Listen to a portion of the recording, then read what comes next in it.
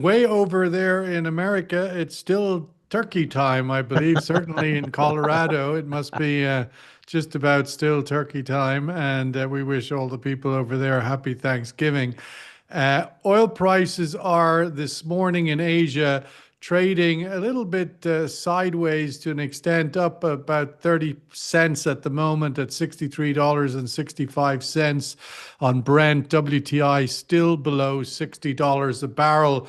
And it is noted, as this is our last session of the year, it's a little early perhaps to have the last session of the year, but it is the last trading day of November, and next week is a big long holiday here in the UAE National Day, and a number of other things. So the mid-season break will be over the month of November. We take, or month of December, I should say, we just take note and reflect on the question that we asked the Big Fujairah Forum at the beginning of the fourth quarter on October 1st, 2nd, what the oil price would be at the end of December. And between 35% saying $65 and the other 23% saying $60, closer to 60. I suppose somewhere in the middle there, you have a majority getting it on the nose, at least at the moment, and the outlook for that perhaps will continue. And that's maybe what we'll talk a little bit about this morning. Where does this go? Let's start off we've got a global reach here. We're as far east as Australia and as far west as Colorado, and somewhere in the middle there's a gay Santa in a pink T-shirt. But otherwise, we celebrate it all. Um, Let's go start in Colorado, Brian, and thank you for staying up so late with your thoughts. But I wanted to we've got the U.S. dollar down to its sort of worst performing week in 4 months, based on the expectation again, the momentum building that further rate cuts next month with the Fed. Your thoughts on the outlook for what that means for oil prices? It's kind of interesting because there used to be a high correlation. When you saw the dollar get weak, the crude get strong, and the inverse correlation was a lot stronger. And over the last 10 to 15 years, we've seen some variance to that basic structure. That structure has changed a little bit, partially because crude oil has started been trading in different denominations, partly because of how much extra dollars started flowing into the circulation markets, and that is central to kind of a dilution effect, I think. So I don't think there's going to be a direct correlation, or at least that correlation is getting weaker and weaker, which is quite frankly what I see with the US dollar getting weaker and weaker. It should get weaker and weaker when you have more dollars in circulation. It's very similar to crude oil on supply and demand. You have too much supply and not enough demand, price goes down. And the same should be the case for dollar, but with it being the reserve currency, there is a little bit more stability there. So I don't see a direct correlation there. However, there is a dotted line to economy. Part of the reason that the Fed increases or decreases rates is because of the health of the economy. And many people look at the stock market and they look at S&P 500, Dow, and they say, "Oh, well, the stock market's doing well, so the economy's good." It's really not. The average citizen in the United States is not really benefiting and has been hurt with inflation, hurt with increased prices as a direct result of tariffs. However, when you look at the stock market, it doesn't reflect that because it's really reflecting a centralization of a lot of high tech stocks that are getting the majority of that uplift. And there is no trickle down theory. Sorry, Ronald Reagan, didn't it didn't happen then. It's not happening now. So there is a correlation there, and I do see the Fed easing rates as much as they can because, of course, they're balancing that with inflation. So I do see them easing that because most of the average citizens are having a tough time. Mukesh Sadhev, founder and CEO at Ex Analysts down there in Australia, where the Australian citizens are having a great time, it seems always. I think it's the country with the longest period without recession. But Mukesh, tell us, I welcome your thoughts on, where this comparable narrative is. We've heard the U.S. narrative, rates getting lower, indicating a weakening economy. Where is China at the moment, do you think, vis-a-vis as a demand center for the continuation to absorb this kind of excess oil in the market for storage, for consumption? Where's the China demand story as we come to the end of the year? Thank you, Sean. Yes, indeed, Australia mines, China refines. That was the slogan a long time ago. And Australia's economy was very much coupled with China. But let's put this way, there are still troubles in Chinese economy. I think the latest data on some of the housing market is still weak, right? And my view is that China is not targeting a very high growth rate on purpose as well in these times. Possibly China is diversifying quite a bit of its growth towards the high-tech sectors rather than becoming the manufacturing hub. So I think this narrative has always been there.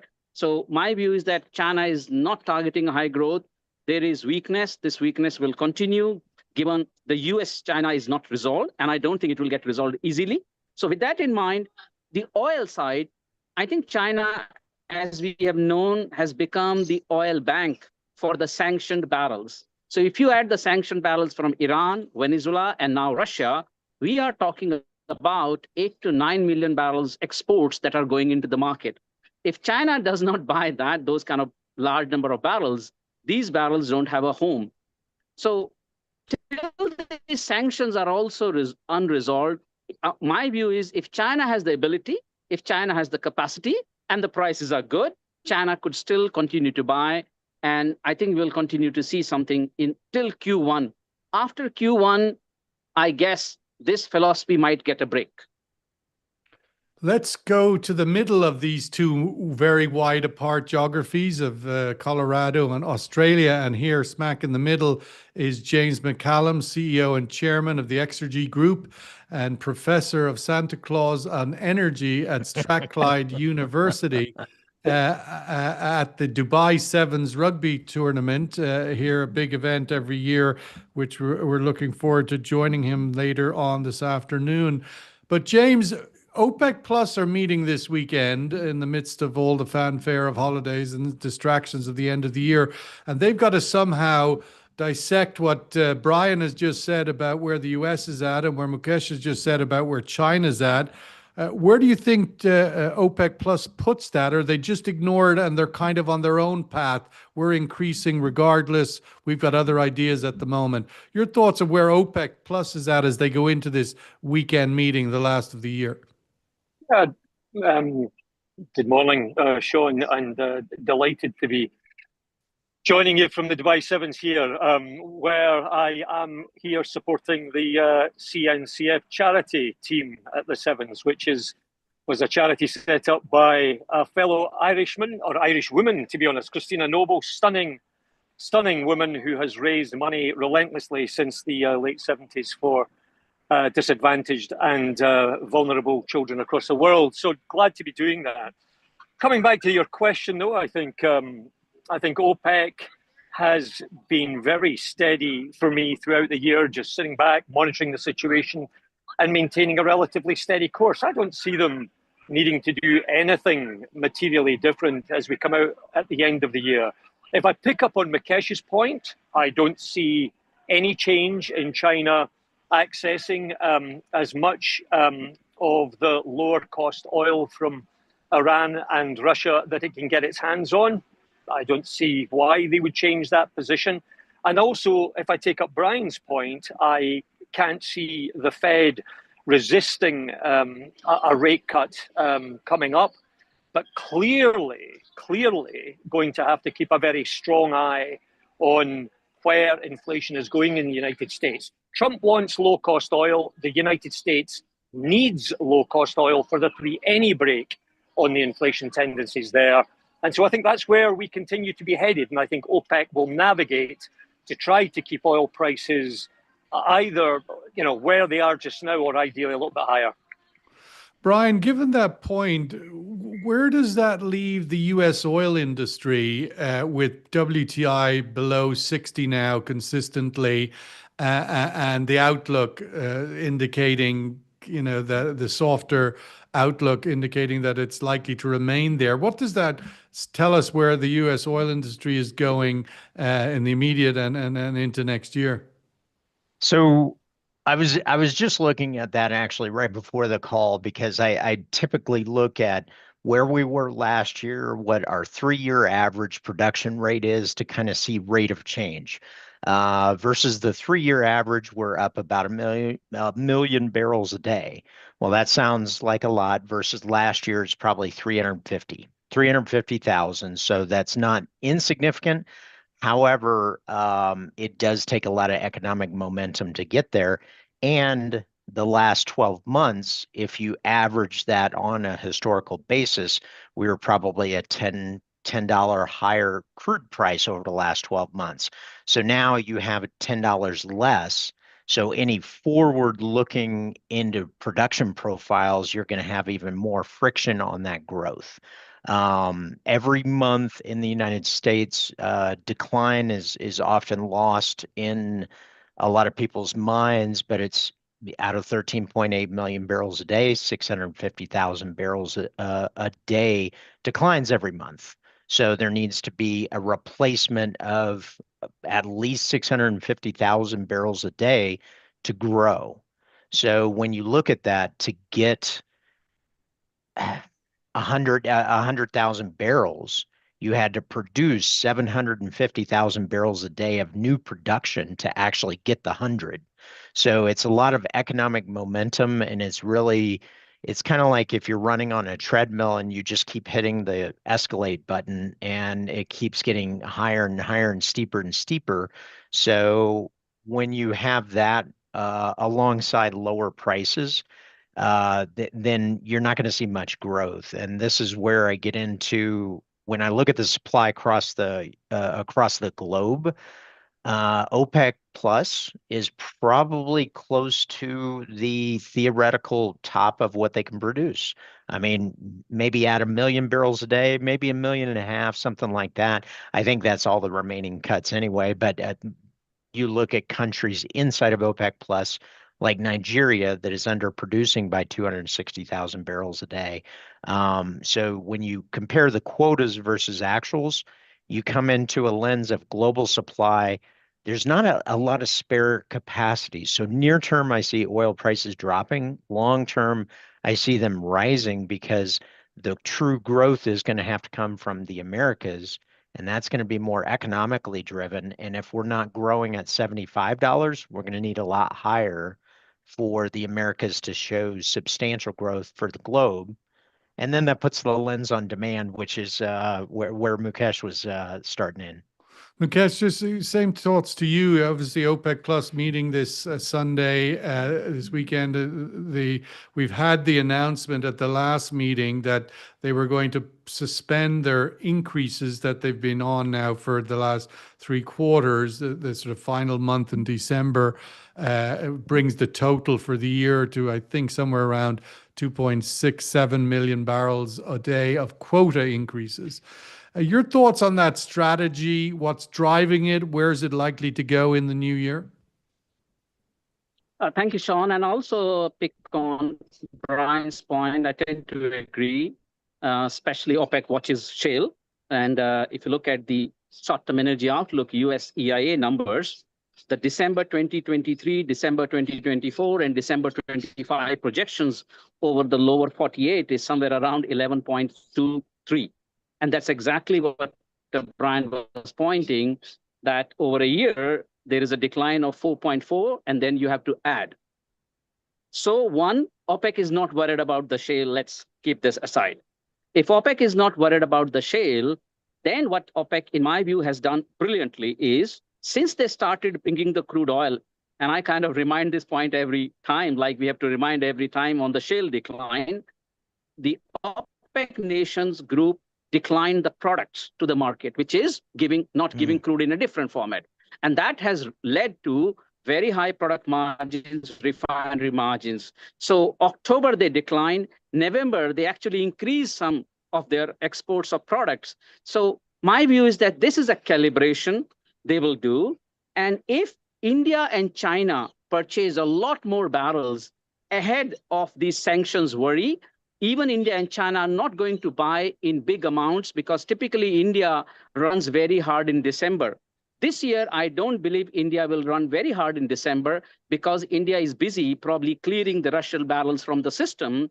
And if the European sanction on the product exports come, India has to find markets within Asia. So India will not likely run hard. There is so much oil on the water. I also believe Russia, because if Russia knows there is a peace deal coming, I'm of the opinion that actually peace is bullish, because Russia will not like to sell a lot of oil at a cheaper price. Once peace happens, they will slow release once the price cap is gone. So there is a lot of oil. Demand, I don't see clear signals of big push. What do OPEC do? Whatever they produce is a different thing. They increase the quotas and the targets. I believe pause or decrease the quotas of the target is probably the way to go. James, just picking up on that, because there is the reality of the idle capacity, and I know it was mentioned earlier that there isn't a lot of it in the world. That's possibly true if you consider that Venezuela and Iran are under heavy sanctions and so are nowhere near what they could be producing. But here, underneath your feet where you're standing, there is about 1.5 million barrels of idle capacity in the UAE, and another similar number in Saudi Arabia. Your thoughts on their willingness, ability, and the cost of maintaining? Obviously, you've worked in the oil fields all your career. The cost of maintaining that level of idle capacity, something that's ready to be produced within 90 days or whatever would be the definition, how expensive that is, how technically challenging it is, and how likely these countries will be to sustain that or have appetite to sustain that? I think you have to look at both of those countries slightly differently. For Saudi Arabia, I think that is a bit more of a challenge. Their balance of payments is higher than Abu Dhabi in the United Arab Emirates. And so Abu Dhabi can take a longer position in a lower oil price than Saudi can. Look, this year we have seen both those countries push for the other OPEC producers to increasingly come clean on what they can or cannot produce over and above what they are declaring in terms of their ability to produce. And I think as we come to the end of the year, there's an increasing, but not fully increased clarity on that. I think that will fold over into next year. Oil, when you're sitting on the capacity which the Middle East is sitting on, you simply need to think about it in terms of it is storage in the ground. It is not exploration activity. It is defined. Yeah, but they have invested. I mean, that was the case before they spent $20 billion to build an extra 1.5 million a day capacity. It's not production capacity to maintain storage. It's production capacity to bring oil to market. It is, but if you're the lowest cost producer, Sean, you can sit on that storage capacity longer than everybody else. If everybody else relies on an oil price to add activity, particularly new activity, to increase production, you are in a much, much more stable place. If you come back to Brian's point about the shale oil basin, or Bakesh's point about the fact that OPEC is no longer afeard of shale oil in the United States, that's because we are into the final phase of shale oil in regard to this oil price. The US is unable to replace production with new activity. And many of the other OPEC producers are in exactly the same position. So it's a bit like pass the parcel. This is a game coming down to whoever is the last person standing will win. And for me, the final phase, if you like, of low cost oil and gas production will belong to this region where I am standing right now. Yes, let's go to the survey question, which is sort of where we started. And before we go into the last round of our discussion, where I want to put the boys on the spot for what's going to happen in the month that we're actually going to be off air in terms of the sanctions, this peace deal with Russia or not, the OPEC decision, etc. So let them think about that for 10 seconds before we put them on the spot for the month ahead. But the US dollar is on track for worst week in 4 months as case for Fed cut bills. What does this mean for oil prices? A weaker dollar, lower Fed cuts, lower rates, one should say. Is that bullish for oil prices? Ultimately, it's good for a lot of parts of the world to have a weak dollar. You buy oil in dollars, you get strong currency, you can buy more dollars, you can, etc. Or is it bearish because ultimately, as Brian indicated, you cut rates because the economy outlook is weak, labor is weak, spending power is weak. Today is a very big day, or tomorrow, I should say, for Brian, because he's got to go out and spend all his money and Black Friday and go to Costco's and fight with people for the last 20-inch TV, or what I should say, 20-foot TV probably nowadays. The big spending day will tell us a lot about the mood of the U.S. consumer tomorrow, Friday, this day, Friday here. But so is it bearish because lower rates indicate a weaker economy? Or ultimately little impact. The oil markets have moved on from Jay Powell and have built into this lower rate cycle regardless. So your thoughts, bullish, bearish, or little impact? So Brian, thinking about the month ahead, December, and I wanted to get your sense, obviously you're in the ground in America. I'm kind of sort of advancing this thesis that we have reached peak Trump. And with that, the Senate, I see in Indiana, for example, the Republicans are trying to fight Trump on his demands on rezoning Indiana for sort of gerrymandering the constituencies there. And there's a very strong pushback from the Republican Party on the ground in Indiana.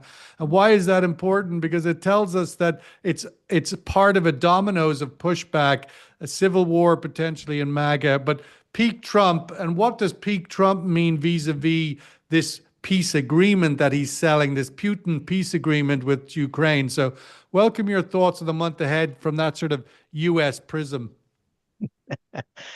Now, how many hours left do we have to answer that question? Because that's a lot to unpack there. 10 seconds for each. Okay. All right. Put me on the spot. Here's it in a nutshell. For anybody outside of the U.S. looking inside the U.S., obviously political parties have a lot of different strengths and weaknesses, and they have different rises of different waves. And Trumpism within the Republican wave is a wave. However, some of the far-reaching aspects of it has severed some traditional Republican conservative viewpoints, and that has actually fractured some portion of it. There's different optics around that. People can frame things different ways, but the fact of the matter is that I'll get back to the economy when we're talking about the stock market versus the average citizen. And when you look at Republican, Democrat, they're all suffering in some way, shape, or form. You can look at the recent government shutdown between the Democrats and Republicans, and I would say there is probably, not even depending on who your political party is, an annoyance that this battle was happening back and forth around the affordability of healthcare. I mean, that's one of the variables that the two parties were going back and forth, and they ultimately just kicked the can to a vote in December. And so I think there's a large dissatisfaction among all parties, regardless of stance.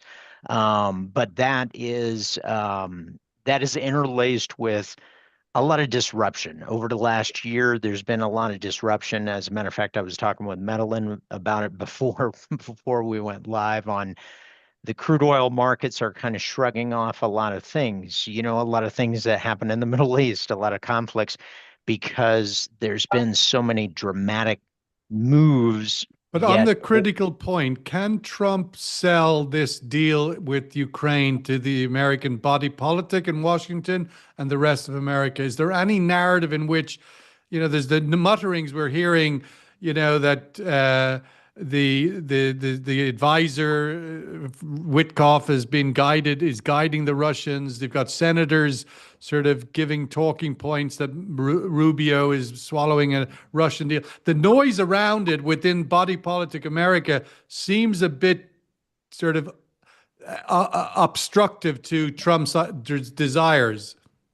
So when he's selling, who is he selling to? If he's selling to the government senators and the House of Representatives, that may be swallowed. But the American people, I think the American people are seeing through the veil, going, you can't fool me. I know what you're doing. You're selling out. What are we getting? Yeah, you're getting something, and there's a little bit more of a drop of the facade. In other words, the art of the deal, which is something that Trump builds himself on and has a lot of negotiating styles and whatnot. I think most of the average citizens see through that a little bit on a different lens than the senators and the House of Representatives, as in the government shutdown, because most of the Americans were incredibly annoyed at both parties. Quite frankly. Mukesh, your thoughts of December, what does it look like? As we said at the beginning, our forecast is oil prices are going to end up between sort of 60 and 65. All of these threads, how do you think they play out in the weeks when we're away? So my short answer and 3 reasons to believe, Sean, is my bias is towards a 65. Okay. And why I believe so? Number 1, December is a month the Asian system comes back. India runs hard. It may not run hard, but it comes back and runs, number 1. Number 2 is that crude sanctions so far didn't really work because Russia, Iran worked hard on their refinery side. And when they were not able to sell crude, they were able to sell products. During the entire period, Russia, Venezuela, Iran, they were selling product exports steady at 2+ million barrels per day. For the first time, EU is putting now sanctions on the products. They are sanctioning the Shandong Yulong refinery, a 400 KBD refinery in China, for buying these oils. So to me, sanctioning on the refineries and the products is the real deal. This has the potential to choke.